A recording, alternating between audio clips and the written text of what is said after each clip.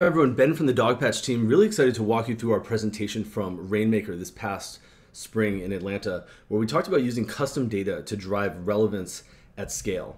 But first, let's talk about some of the limitations of the SDR model as it's implemented today. And then we'll talk about a new approach that many companies are taking to take advantage of this explosion of raw data. And we'll have Kyle walk through some customer examples where people are using this model today to achieve relevance because of scale, not in spite of it. But first, let's take a look at sort of where we are as an industry. A lot of the state of the art for the outbound organization hasn't changed since about 2002. So the book Predictable Revenue was around Salesforce's implementation of the SDR model. And it's not that this model is wrong, it's that it was right. And that might even be more dangerous because the world has changed around it. What we tend to see when we go into most organizations today is people are pulled to the ends of the spectrum. So are either operating at large scale and writing messages that match the lists where they find similar attributes about a prospect, and it really tends to end up looking something like hi first name, we think we can help company name template. As hard as people try to drive relevance, it doesn't end up happening when you're operating at a huge scale. And so you end up at a very large volume, but the net results don't end up being there for most teams. The other way that we see people do it is taking large volumes of data and having it be processed through the SDR's brain out through their fingertips into emails, and those messages tend to be relatively high performing depending on the writing capability of the rep, but you never end up operating at a high enough scale to see the net results. And so neither of these is particularly optimized because the data manipulation that's required to make high performing outbound go doesn't tend to happen because there's not a function to support it. Copy quality is very different rep to rep, and the sending tools tend to be abused when people just have sort of raw, unlimited access to data and don't have a way to process that data in a responsible way. And it's made worse by the fact that most SDRs simply aren't equipped to process large volumes of structured data. It's changing to a certain extent, but it's not changing fast enough. And so what most people tend to do is try to grow linearly by hiring more SDRs. And so you end up in sort of this negative feedback loop where you have more volume, which leads to less relevance, which leads to fewer responses, which leads to more people, which leads to more tools and back to more volume. And you end up on this sort of rat race trying to grow linearly when in actuality, a lot of the leverage comes from managing that data. So the other theme that we see is people talk a lot about personalization, but what they end up doing is sort of just proving that they're not a robot. So you end up with messages like, I saw you have X tech installed and I want to sell you my product, or I saw you went to college, go mascot, or even worse, using tricks to fool people into responding. And so while there's this downward pressure on relevance because people are using the same tactics over and over, the bar is also rising for required relevance because people are seeing better and better messages because of all the raw data that's out there. So you end up really making observations as part of outbound email instead of providing insights. So we define insights as combining multiple pieces of data to create something net new. So a computed attribute that helps you personalize an email that maybe tells the prospect something they didn't know before they received your note. And so we call it Outbound Ops. And what Outbound Ops is a way to create a clearinghouse within your organization that's meant to process and normalize large volumes of raw data about people, companies, technographics, and have sales stand on the shoulders of that data work to end up sending dramatically higher performing messaging without all the overhead of the ops work in manipulating and wrangling that data. So for a lot of our clients, what we're aiming to do is help them implement a model that helps use the attributes about companies and people to both drive the targeting of who are we going after and what are we saying, but also the content. So actually having copy that's driven from data that shows the prospect that this message is just meant for them. And we'll show several examples of that later on. And so the model for a lot of companies looks like a little bit like splitting out the specialization from AEs to SDRs, except in a new world with all of this data. So the outbound ops function acts as sort of the central place for managing the targeting strategy, for working with the SDR team on planning and design around templates, touch cadences, and how they're actually approaching customers. While the outbound ops function is completely responsible for handling all of that data management and creating a data pipeline that leads to sort of a longer term data acquisition plan of how are we planning to use different forms of data to drive different types of campaigns. And then reps have much more time in their day to spend their time on things like writing those opening hooks, writing custom snippets, custom calls to action, or massaging the data in such a way where they're really creating leverage because of what they know about each account. And so as you'll see, and Kyle walks through these different examples from some of our customers, you'll notice that there's a few different types of data. So there's data that you would buy off the shelf, so the traditional third-party data that you might buy from a vendor. There's also outsourced data where we identify something so important that it's worth all of the effort and brute force to go and source that data to drive relevance or targeting within a campaign, but data that you would never be able to buy off the shelf. And then lastly, collected data. So writing scripts, automation, or bots to go and collect large volumes of data that help us figure out exactly what to say to each prospect. And you'll see examples of that as well. So thanks a lot for joining us, and pass it over to Kyle. So how does this work in practice? There's a number of playbooks and methodologies we use, but in general, if we look at what is happening later in your sales cycle, where are the calories and resources being spent that could be enabled or supercharged by having a central role sourcing, cleaning, collecting, synthesizing data in a way that makes it useful and highly leveraged for prospecting. So we'll focus on just 3 questions that each organization should be asking themselves on how can we pull forward where we're already spending time and effort to have a great sales cycle into prospecting. So the first question is, how does your best AE prepare for a call? So I introduced you to May, who's the CEO at Cordoba, and they were getting great results from personalization, but it only worked if May took her expertise in the language translation space, which is what Cordoba does, looked at the person's profile, and then wrote that opening hook. But the problem is that doesn't scale, and it doesn't scale especially as they're looking at funding, growing the team. It doesn't make sense to have the CEO planted in front of the keyboard writing this out for 200 plus people. So what we did was we sat down on some of their AE calls, and what we identified was that there was an insight that she was bringing to calls. She would bring up this challenger statement saying, I noticed that your brand gets a lot of interest from certain countries, but your app or your program doesn't actually support them today. Have you thought about that market opportunity? And it 9 times out of 10 would start this incredible discussion. And then now Cordoba was seen as a partner in their localization efforts as opposed to just a rep asking questions. So we asked ourselves, how could we pull this forward? So we asked the AE, how do you do it? How do you come up with that question? And what she said is, she would look at SimilarWeb or Alexa Rank to determine what are the regions where they're getting interest. And then she would look at the App Store to look at which languages were supported. So we thought, well, maybe we could pull that forward in an automated way. So we wrote a script to hit the App Store for the top 1,000 apps and pull out what the languages were that were supported. And then we used our toolkit to identify traffic coming from certain countries. And you end up with data like this in a sheet that shows you what are the regions where they're getting interest, translate that into the languages supported or not supported, and then look at the languages in the App Store. And if you combine that, you end up with, are there unsupported languages and a market opportunity, or do they have a large number of languages, which means they have a workflow problem that Cordoba could help with? And if we take this formula and drag it down, not only were we able to identify where a potential market opportunity was, but by combining that observation of missing traffic, it becomes a unique insight. So it feels like what a best AE would do for each and every prospect.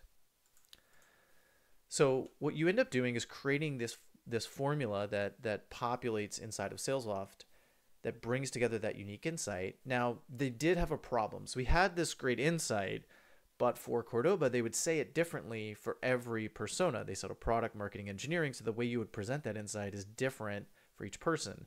And they had the classic problem that they had personas built out, but then when you go and you look at LinkedIn or your data source for contacts, those titles are completely different. So categorizing them turns out to be another one-off process to have someone go through and tag each one of these titles.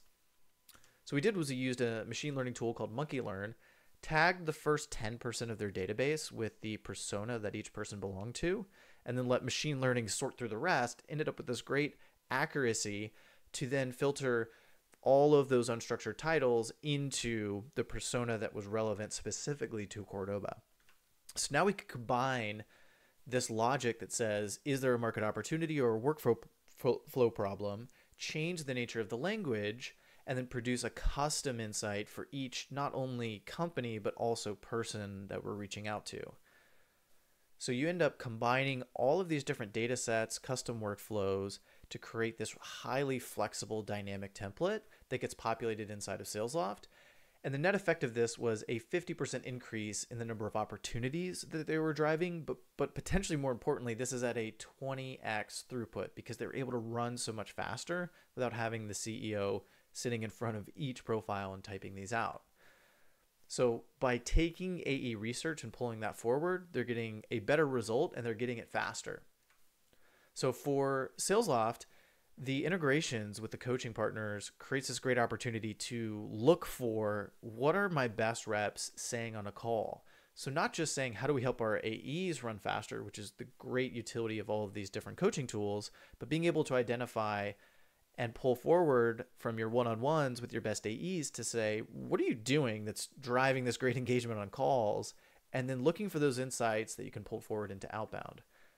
So to make this happen functionally, you can use custom fields. So because we're doing this complicated logic across multiple data sets, and the fact that SalesLoft supports unlimited custom fields, it means that it supports this type of functionality today right out of the box.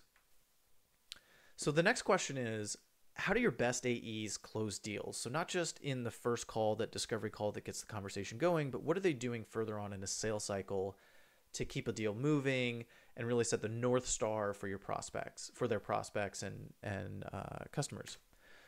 So introduce you to Jordan at Segment. So he runs the demand gen team. And when we sat down with their team, what we found from the AEs is that later in the sales cycle, they're creating this complicated map of the customer's environment and how that would look inside of Segment. So what Segment does is they take the fact that any product or website has a number of different third-party tools installed. So marketing wants to have Pardot or Marketo installed so they can tell when people are following up on the different ad campaigns. You might have the product team wants custom logic for understanding how are users taking advantage of the latest features. So they'll have a bunch of analytics tools. So you have product, you have marketing, you have different business teams, and they all have different tools that they need integrated into your product. And engineering ends up being that central point integrating them. So Segment makes that a lot easier for engineering teams. So being able to create this map saying, here's how your data flows today, and here's all the work that creates for your engineering team, versus inside of Segment where you just install us once and we'll handle every time marketing raises their hand or product raises their hand and says we need this product, we'll handle all that data flow. But that custom image was a little bit too complex to do for each prospect. One, because it got really complex itself really fast. And then two is, while we could determine some of the technology they had by just looking at their website, the code on their website or their mobile application, identifying all of them and how that data flowed in the current state was difficult to do without being later in a sales cycle. But by simplifying the essence, which was you have a product, things happen inside of that product, and then you need to send that data to multiple places and making it personal, we came up with a simplified version, and this is a concept we call visual prospecting. So for each and every prospect on the list, we're customizing the name in an image. We're also dynamically populating the current visual of their website and then populating technologies they're using. So we pulled this from Data Nyes to identify what technology do they have on their website and then which technology is likely to be used by the person we're reaching out to. So if we're talking about the benefits of a segment to a marketing person, we're going to talk about marketing tools versus engineering or product tools for each of those people. And then we followed up the message by layering it on. So this is the effect of when your AE is taking a marketing deck, doing some customizations for the prospect, and then saying, hey, I mocked this up for you. We're sort of replicating that effect by then layering on having the actions that someone might take on the website of the prospect be relevant to the brand. So instead of saying checkout or viewed item for a shopping brand, we might talk about reading and subscribing if it was the New York Times. Then the custom screenshot, again, that's dynamic and programmatically sourced. The tech, which matches the persona and the tech they actually have, and how Segment's going to help coordinate that. And then this call out, which is sort of like the scribbling on the napkin effect that is different based on if they were product engineering or marketing. So then what we did was we combined the fact that we're able to tee up this custom image, this custom language from Segment with the SDRs writing that custom opening hook. So sort of taking that concept of a 10-80-10, 10% human, 80% template, 10% human at the end, and instead saying 10% human, so getting those great open rates and that great human element from the SDR, and then having the 80 or 90% of the template actually being dynamic. So while it is programmatically driven, it's hyper relevant and value driven for everyone on the list.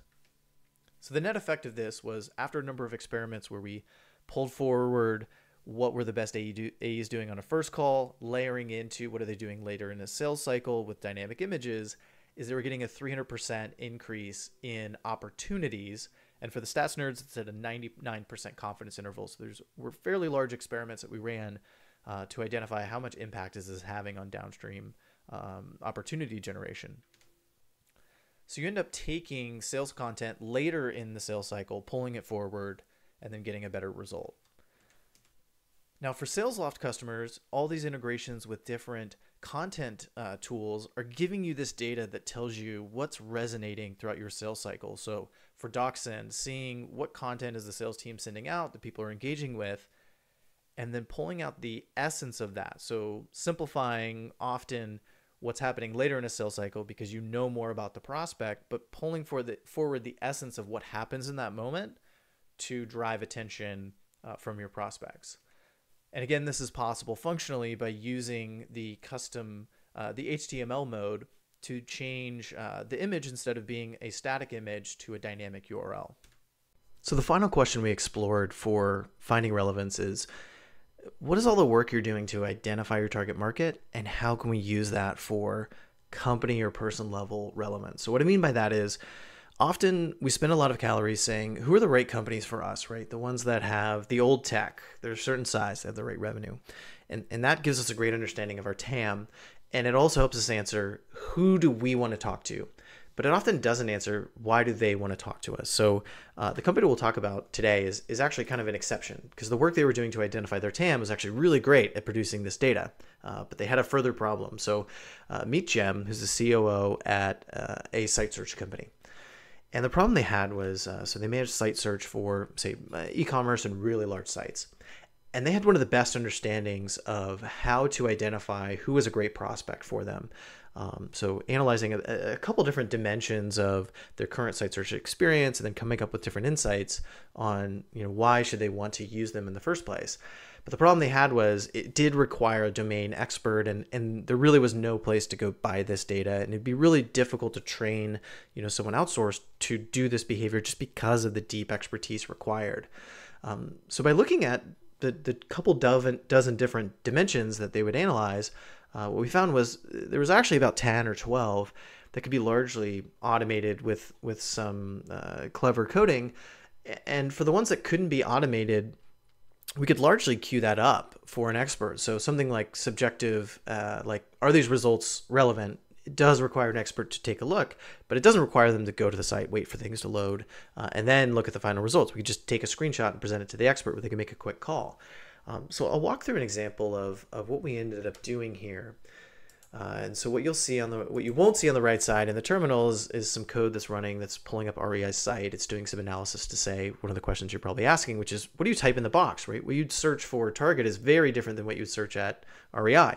So it does an analysis, and there's a few different heuristics that we use there. For REI, it came up with Arc'teryx, the brand, starts to type. It's doing an analysis, top level analysis on the results coming through, takes a screenshot for the expert to review the quality of those results. Now it's going to come up with a reasonable typo, see what happens there, and then it's going to pull up the final search results. And what we found was, by doing this exercise, one, this happened at large scale, and two is by looking at the different dimensions that came back from the spot, we could really collapse it down into 4 binary metrics that told us the most based on the inferences they would make. So one, we could queue up any subjective values for an expert to review. So are these results any good? Yes, no. And then also do a lot of automated metrics analysis as well. So by taking the potential values from each one of these metrics that came back from the scaled analysis, we could say, here's the different combinations of those that actually make sense or that give us the most insight. And then based on a given combination, we could actually structure an entire campaign with everything from, here's the screenshot, here's the thing that was observed. Here's the impact of that thing being true or not true, or what it tells us about the nature of your internal workings. And then here's the value you could get. And then here's a relevant reference based on everything that happens before. So what ended up happening is, by taking what an expert would do to say, is this someone that we want to talk to, doing a bit of automation to say, let's do this at scale where we can get to what is the insight that we get to each individual company. It not only expanded the TAM or target market, but it also produced, here's specifically for this one company what we could say and what would make them more compelled to speak to us. And there's actually something to talk about. So those are some of the examples we walked through. We're really excited to hear, one, any feedback, and then two is that you start using these questions and these mental models in your upcoming outbound and prospecting. Thanks so much.